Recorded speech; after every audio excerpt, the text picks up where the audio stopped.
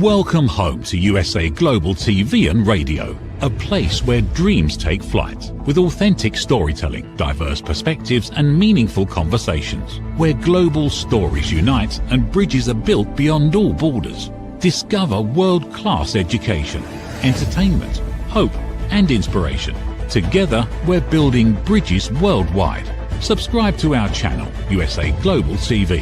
Download our app, USA Global TV. Be our guest or join our team. Visit usaglobaltv.com. Thanks to our founder and executive producer, Dr. Jacalyn KERBECK. Music score by Yeffy Tang from Cloud Road Music. Voiceover artist Mike Porter. Creative direction by Paul Garcia. USA Global TV and Radio, your home for global connection. All rights reserved. This video and its contents are the exclusive property of USA Global TV and Radio. Unauthorized use, duplication or redistribution in any form is strictly prohibited. Hello and welcome to another episode of Talking Heads here on USA Global TV and Radio. I'm your expert presenter today, and it's my honor and privilege to be here to talk to you about why smart people make emotionally irrational decisions. And by the way, there's no judgment in this episode. This program is just for education and awareness purposes. So first, I'd like to ask you to subscribe to our YouTube channels. We have two of them, USA Global TV and Radio and Dr. Jacalyn KERBECK. We get really good information from YouTube about who's watching and where in the world they're watching. And so we'd love to have you with us over there. So today I'm going to be talking about the paradox, which is just because you're intelligent or you have a high IQ doesn't mean that you do not demonstrate irrational behavior. I'm included in that as well. So we're going to talk about the difference between your IQ, your EQ, and your emotional regulation. So this program is not a personal attack about anyone or towards anyone. It's not about judgment. Again, I'm just here to bring education and awareness. So intelligence, when we think about that, that actually explains how someone can reason. It doesn't determine how they can detach themselves from the decision or from their ego. So I've talked about this many times, but we can come from a place of love and compassion and empathy and grace, or we can come from a place of fear, delusion, anxiety, and ego. And so depending on where we're coming from, that can actually frame how we make decisions and how we're coming across with those decisions. So when we think of the word irrational, meaning lacking ration, we can interpret that a number of different ways. When we look at emotionally irrational decisions, I think that can resonate a little bit more for people because we have emotions that are attached to it. And so if you've ever been in a situation where someone says, you're acting in a completely irrational manner, your behavior is totally irrational, meaning that there's a set of circumstances and that your reaction to the circumstances isn't rational. And of course, that can be filled with judgment. And so we're not talking about that today. That's a different show. What we're talking about today is how people who are very intelligent can still make emotionally irrational decisions. So if you have any questions, please put them in the chat. And again, as I always stipulate, I'm very much willing to answer questions and post comments that come from a positive place. Negativity has no place here. So thank you. So first of all, what is IQ? IQ stands for intelligence quotient. So IQ measures our cognitive ability. You may have seen some of these tests. I actually saw one on social media and I kind of fell for it. I went and I spent the 99 cents to find out what my IQ was after taking a bunch of tests. But basically what it does is it measures our logical reasoning. It also looks for patterns. So if you've ever taken an IQ test, they show you a certain number of things and you have to say, what's the thing that's going to come next? You're going to select whatever the pattern is that comes next. There's also analytical thinking. And then there's how quickly are we able to problem solve? And then, of course, the verbal and mathematical aptitude. So that's typically what is under the umbrella of IQ. And so IQ can predict how efficiently we're going to process information and solve problems that are very structured. It's basically, if you think about the engine in a car and how much horsepower is there, that's kind of, in my opinion, what IQ is. So if you think of someone who has a very high IQ, they typically possess certain attributes, which would be they're very fast thinkers, right? They think on their feet. They're strong debaters. And part of what I like about being a strong debater is you can be someone who debates every single thing. And that to me is different than a strong debater. So a strong debater to me is someone who can be presented with a topic and they can debate it with curiosity and back and forth with intelligence, as opposed to getting so emotionally attached to it that it just ends up going downhill. They're also very technically competent. And they're very confident in their reasoning. So you may question their reasoning, but they're going to stand by it because they feel very secure in their logic and their reasoning. What doesn't IQ measure? So it doesn't measure how our emotions are regulated, right? We've got high highs, we've got low lows. Sometimes we just feel nothing. We're just in the middle. It's not going to measure our self-awareness. It's not going to measure our humility or how humble we are. And it's not going to be able to detect any bias that we might have in our selections or in our opinions. So it can measure how well we think, but not how well we examine our thinking. So if that makes sense to you, that's great. Drop it into the chat. If you have any questions, let me know. Now, something that we talk about on a regular basis on this network is also emotional intelligence. And emotional intelligence, or EQ, that's something that we typically discuss when we talk about etiquette and manners. People who have a high EQ, they present themselves in a certain way. They're usually very curious, they're very interested, and they can hear differences of opinions without becoming completely emotionally distraught and becoming unhinged. So when we have a high level of emotional intelligence, we can actually recognize our own behavior. We can sense, okay, I feel like I'm starting to get out of control. How can I bring myself back into control? And also, they're really good at reading the room. This is something else that I talk about, especially with my listening courses, knowing your audience, seeing who feels uncomfortable, who feels comfortable, who's probably going to contribute, who might not want to contribute, being able to assess that, understanding how people process information. Some people are visual learners, some people are audio learners, some people like doing role plays, some people hate doing role plays. So being aware of not just yourself, but your audience and the people in the room. Another thing that people with high EQ is they're able to admit when they've made a mistake. They're one of the first to raise their hands and say, you know what? That was me. I own up to it. I made a mistake. They're also very open to feedback. Sometimes when you give people feedback, they just shut down. You give some constructive criticism. And by the way, whenever we give constructive, I like to say feedback, I shouldn't say criticism, constructive feedback, we ask for permission. Would you be open to me sharing XYZ? Or how would you feel if I shared XYZ? We don't just launch into it. In fact, I just had someone do this to me the other day. They said, would you mind if I gave you some professional feedback? And I said, I would mind, and I don't want it. And they said, well, I'm going to give it to you anyway. So that to me is not a high EQ individual. That's just someone who wants to get their point across. And they're also really skilled at managing conflict. I've talked about this before about jumping into the fire. So if you've ever gone on a hike, or if you've ever been on a reality TV show or Survivor, et cetera, you've watched it, usually someone has to start a fire. And so you need certain things to be able to start the fire, and you need certain things to be able to have the fire continue to build and to grow.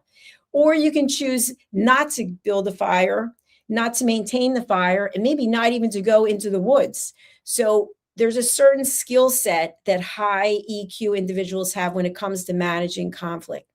So today we're talking about why smart people make emotionally rational decisions. And the tension really lies in between that gap between IQ and EQ. So high IQ without a developed high EQ usually creates a very predictable pattern. What is that? A person with a high IQ can build very sophisticated arguments to defend weak positions. So, in other words, if you have a high IQ and you're having a conversation with someone who's maybe not have a high IQ, and by the way, how do we assess this and how do we judge? We basically can tell if someone's on the same playing field as we are, meaning they seem open to conversation, they seem open to debate, they're open to feedback, a lot of the things that we just shared. So, this isn't just making a judgment, this is you being able to assess when you're with another person. Are they self-aware? Are they adaptable? Are they willing to admit mistakes? Are they open to feedback, etc.? And so when we are highly intelligent, we can choose to put together a defense of something that might not even make sense, but the other person can't understand it. So we're coming up with very sophisticated arguments to defend very weak positions. Okay. The next thing is the person with the biggest ego sometimes is considered to be the smart one. And I just have been watching a show called Traders. I don't know if you're familiar with this show, but it's a reality TV show. And one of the participants talks a lot and is very verbal and is very outspoken. And so that intimidates some people. And I think in this particular instance, I think that this person's using it as gameplay, but I'm not sure. But people can use this as gameplay in life, right? If I overtalk you, if I outtalk you, then I could be perceived as being more intelligent because I just have so much to say. Meanwhile, what it does is sometimes it drives the other person backwards and they're sort of in a weaker position in their own mind because this person has stepped up based on their ego to be able to overtalk you. And to me, and I'm not talking about the particular TV show, but when I've witnessed this in real life, to me, that doesn't come across as a high IQ, that comes across as a bully. And bully can be a judgmental term, but we all know what bullying behavior is. So that's not what we're talking about today. However, when we make emotionally irrational decisions, we can be perceived as coming from lower vibrations, as being perceived as coming across with negative energy. So that's not something that I want to do. We all have a choice. You can choose if that's how you want to show up. So the whole point of this episode, again, is to bring education and awareness. It is not to judge anyone for how they're showing up or how they're not showing up. So we also can come across with emotional threats. So when we're emotionally threatening someone, that is defying logic. So we could come across and say something intentionally to hurt someone, which could be, there's no way you're going to make it without me. Putting that fear into the person. If you don't do this, I'm going to leave you. If you don't do this, you're going to be fired. If you don't do this, you're not going to fit in and we're going to have to cancel your membership. There's all different ways that we can use our emotions to create an uncomfortableness. So even though we could be highly intelligent, we know how to play the game, so to speak. We know how to make other people feel uncomfortable. And when I say we, I mean the collective we. So using intelligence for that means of decision making is not something that I advocate for. Because when we are gifted with a high IQ and or a high EQ, to me, that truly is a present.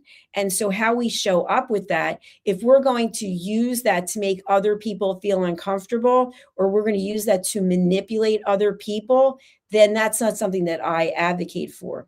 So when our reputation or status or identity is challenged, what happens is our emotional brain starts to activate. And then our IQ starts to work to defend our ego instead of discovering what the truth is. So I've talked many times, and I'm sure you've heard other people talk about the 5 whys. Sometimes I think there can be 7, 8, 9, 10 whys. And basically, we're showing up a certain way. Why? Then we come up with an answer. Why? And by the time we get down to 5, 6, 7, 8 whys, we typically have the core of what the issue is. So knowing that you have a high IQ, if you've been tested and you know you have a high IQ, or you don't have to be tested, it just has demonstrated throughout your life, but you have a low EQ, you may be able to out debate someone, but you may lose perspective.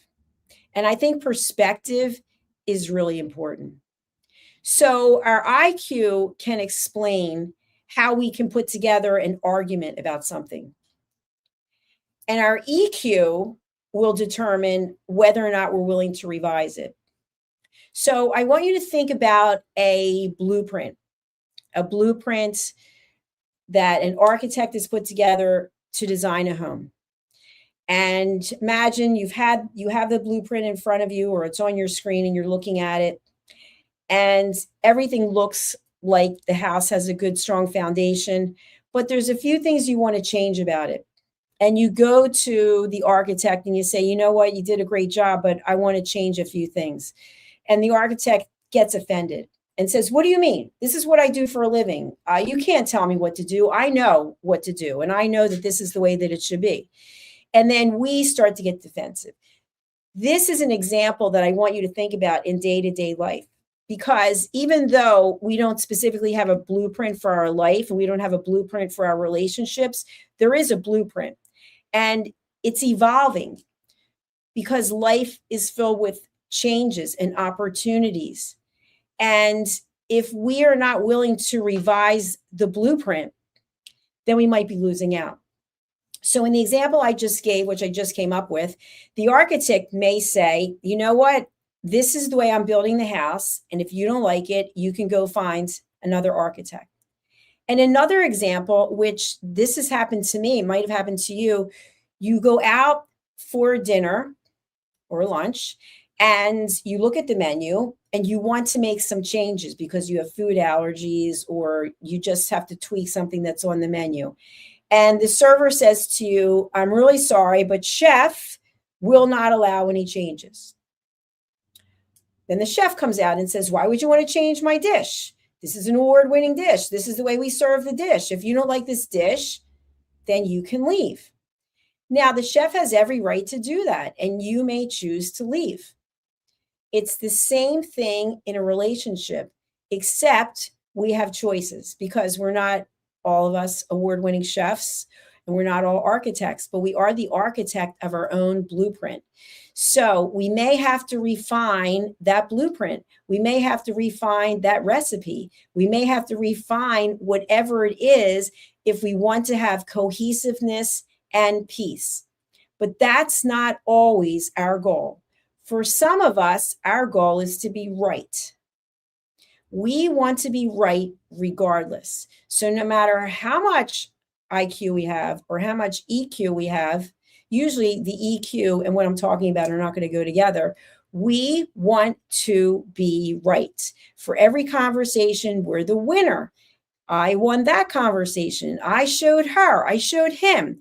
And the other person is completely beaten down, maybe sometimes in tears, but we're the victor because we won.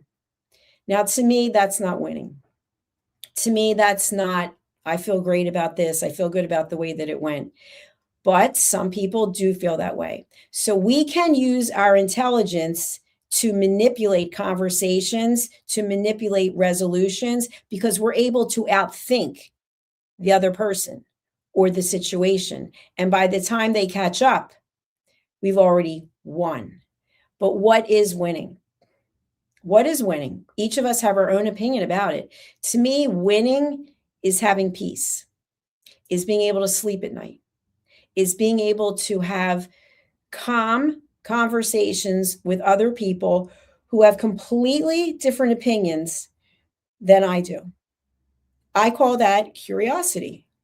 And I think when you travel the world and you see how other people live, it's really interesting. I think it's fantastic. Even in the United States of America, different parts of this country, you can go different places and people live different lives. Now, when you encounter someone who has not traveled the world, they might only see things through their own eyes. And that's that example of the architect with the blueprint. They see it as the blueprint of where they live or how they were raised. They can't imagine it being any other way. And so we have a choice. And the choice is that we accept how that person sees things or we don't. And we have a choice of when we don't, how we show up. Are we going to judge them? Are we going to label them? Are we going to make them feel bad and say things that are negative? Or are we just going to be quiet? I think the real joy is in finding peace. And for each and every one of you who are out there, how many of you are living a peaceful life? Now, when I say peaceful life, does that mean necessarily that you're a monk? Does that mean that you are living in isolation? Does that mean you're staring at a wall? No, of course not. It doesn't mean any of those things. What it means is that in here, you are at peace. You are happy with yourself. Maybe you're on your own journey. Maybe you're still designing your own blueprint, but you feel peaceful. You don't feel a sense of anxiety. You don't feel a sense of, wow, I don't know what I'm doing. I'm at a complete loss. You're on a journey. And during the journey, you're going to learn certain things. And so think about how you're using your intelligence. We have some of the most intelligent people in the world running our world, and they make mistakes. They make mistakes. Sometimes they're not using their own emotional intelligence. Sometimes they're listening to others. And even on social media, it amazes me what garners so much attention is the negativity.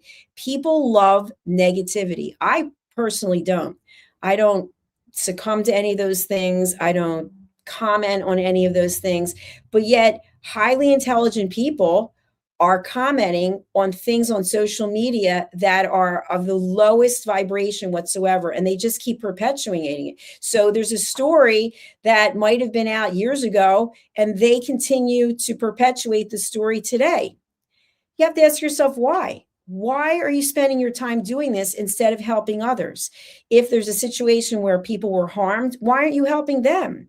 Why aren't you reaching out to them? Why aren't you giving back instead of spending your time promoting negativity? So whatever your intelligence level is, I would ask you to give grace, to show up with compassion, and to be kind to other people, and not use your intelligence as a tool to put others down or to outmaneuver others. You know, if you've ever been involved with negotiations, and to me, everything in life is a negotiation, some people will use their intelligence to outsmart someone else. And I love a good comeback when they've underestimated the person they're dealing with and the person actually outsmarts them. But to me, outsmarting someone really means showing up with kindness and showing up with integrity and doing what you say you're going to do. Today, I'm doing 5 TV shows in a row, which, let me tell you, is a lot of work. Wardrobe changes in between, and then changing my headspace for whatever the topic is. So why am I doing it? Because I said I was going to do it. And so to me, that means a lot. It might not mean a lot to you. You might just drop in and watch 5 seconds of the show.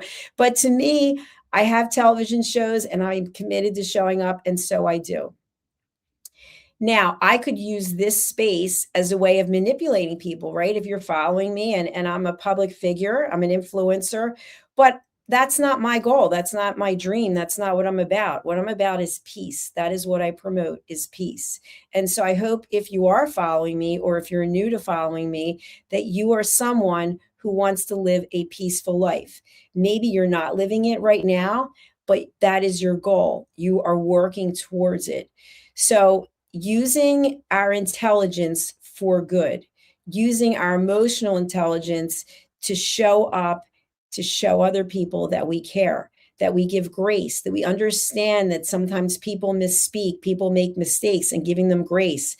And so there are horrible things that happen to people. And if you've ever watched a courtroom situation where there's someone on trial who has murdered someone's family or whatever the case may be, and you see the family members who are left and they forgive the person. And people go, I don't understand. How could they possibly do that? This person did X, Y, and Z to their family.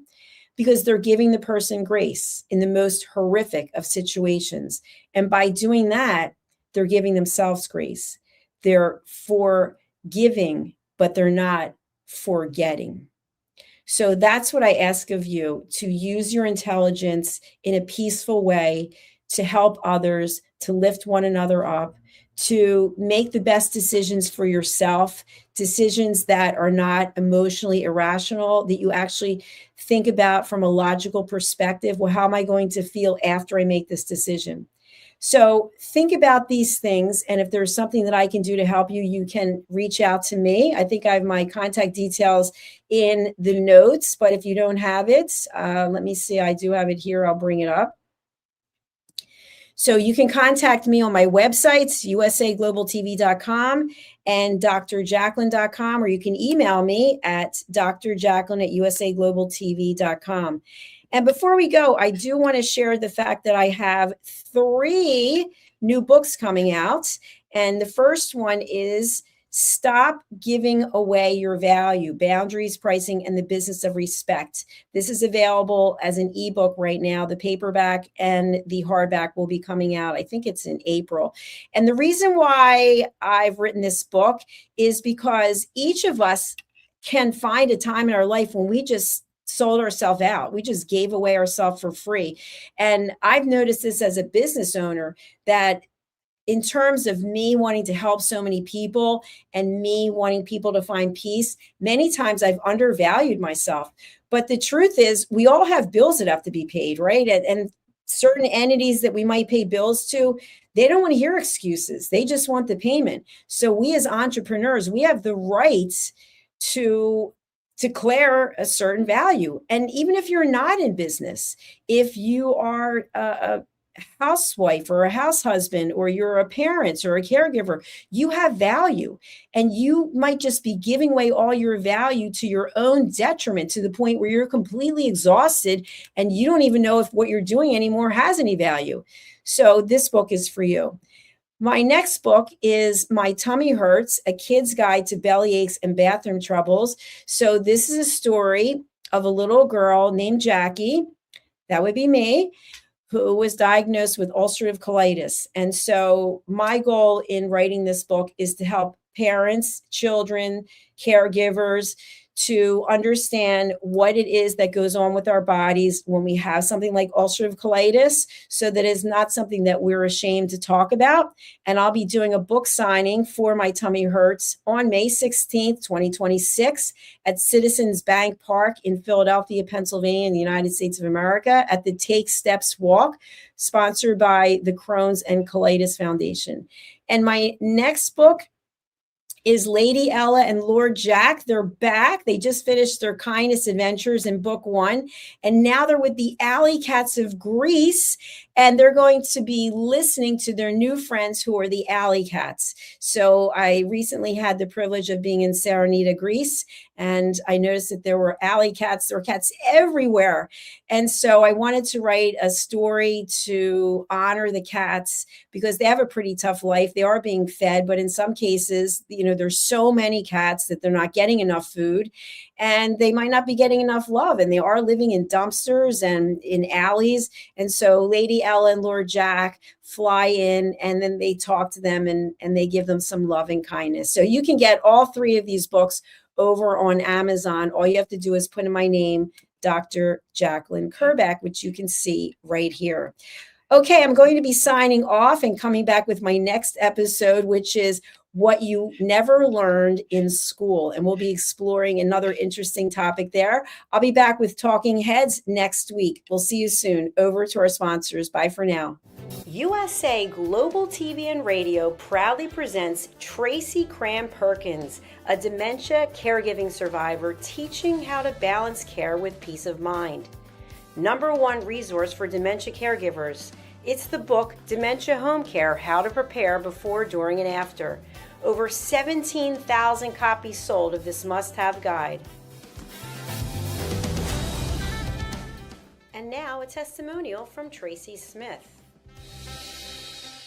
If I was to describe this book to someone who is going through a similar situation, I would underscore how important it is to have some sort of a tool or a guidebook to help you through certain stages. And there's so many, it's such an unknown topic to the average person. And to have this as a reference is essential. It's going to help you get through it personally, as well as help your loved one manage.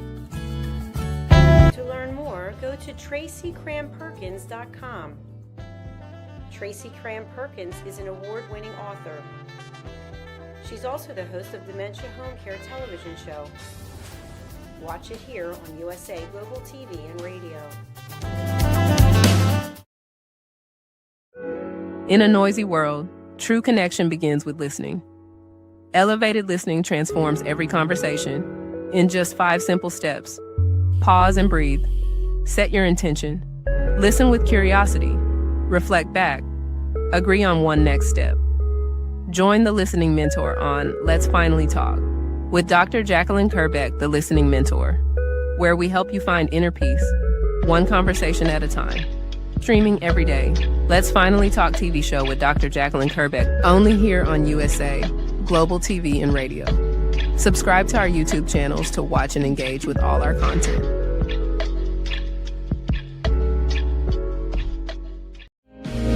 Listen, babe, now, listen, babe, now. Listen, babe, now, listen, babe, now. Listen, babe, now, listen, babe, now.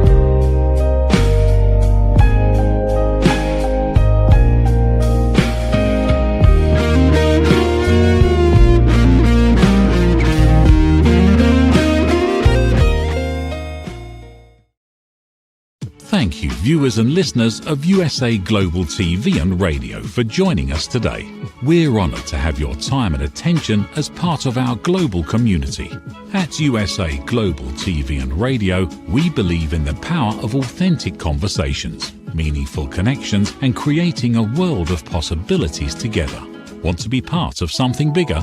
Join our team of elevated listeners at usaglobaltv.com, a space where your voice matters and your ability to listen transforms relationships. Stay connected with us across all our platforms for thought-provoking discussions, expert insights, and empowering stories. Subscribe to our channels at youtube.com/c/USA Global TV. Follow us on social media and explore the endless opportunities we're creating for growth, learning, and inspiration. Together, we're not just broadcasting, we're building bridges and changing lives one conversation at a time. For inquiries, contact us at info@usaglobaltv.com. Produced by Executive Producer and Director Dr. Jacalyn KERBECK. Voiceover by Mike Porter. Creative direction by Paul Garcia. All rights reserved. Visit usaglobaltv.com to view our full terms and conditions.